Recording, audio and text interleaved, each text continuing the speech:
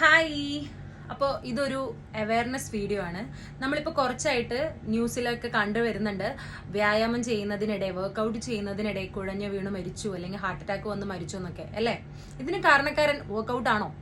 എല്ലാവരും ചിന്തിക്കുന്നത് ഒന്നായിരിക്കും, കാരണം ഇതൊക്കെ സംഭവിക്കുന്നത് ജിമ്മിൽ നിന്നാണല്ലോ, അപ്പോൾ വർക്കൗട്ട് ചെയ്യുന്നത് കൊണ്ടായിരിക്കും എന്നായിരിക്കും അല്ലേ.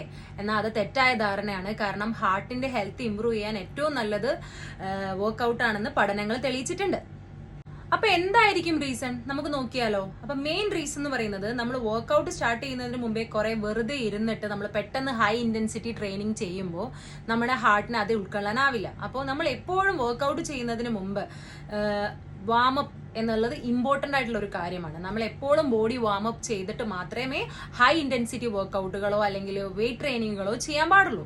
വാമപ്പ് ചെയ്യുന്നതിലൂടെ നമ്മളെ ജോയിന്റ്സിനും അതുപോലെ നമ്മളെ ഹാർട്ടിനെയും നമ്മൾ വർക്കൗട്ട് ചെയ്യാൻ വേണ്ടി സജ്ജമാക്കുകയാണ്. അപ്പൊ അങ്ങനെ സജ്ജപ്പെടുത്താതെ ഒരിക്കലും നമ്മൾ എന്ത് ചെയ്യാൻ പാടില്ല, വർക്കൗട്ട് സ്റ്റാർട്ട് ചെയ്യാൻ പാടില്ല. ഒരു വർക്കൗട്ടും സ്റ്റാർട്ട് ചെയ്യാൻ പാടില്ല. ഈ വാമപ്പ് അത്രയും ഇമ്പോർട്ടൻ്റ് ആണ് നമ്മളുടെ ഒരു വർക്കൗട്ട് റുട്ടീനിൽ. പിന്നെ അതുപോലെ തന്നെ ഇമ്പോർട്ടൻ്റ് ആയിട്ടുള്ള ഒരു കാര്യമാണ് ഗുഡ് സ്ലീപ്പ്. ഇന്നത്തെ കുട്ടികൾക്ക് ഒട്ടും ഇല്ലാത്തൊരു സംഭവം അല്ലേ.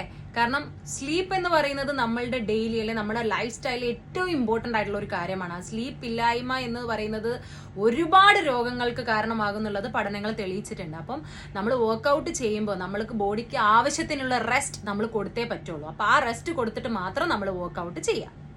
അടുത്തെന്ന് പറയുന്നത്, നമ്മൾ വർക്കൗട്ട് ഒക്കെ ചെയ്യുന്നുണ്ട്, ജിമ്മിൽ പോകുന്നുണ്ട്, നന്നായിട്ട് വർക്കൗട്ട് ഒക്കെ ചെയ്യുന്നുണ്ട്. പക്ഷേ നമ്മളെ ലൈഫ് സ്റ്റൈൽ ഈസ് ലൈക്ക് നമ്മൾ ജങ്ക് ഫുഡ് കഴിക്കുന്നുണ്ട്, സ്മോക്കിംഗ് ഹാബിറ്റ്സ് ആൻഡ് നമ്മളെ ഡ്രിങ്കിങ് ഹാബിറ്റ്സ് ഒക്കെ നമ്മളെ ഹാർട്ടിന്റെ ഹെൽത്തിനെ ബാധിക്കും.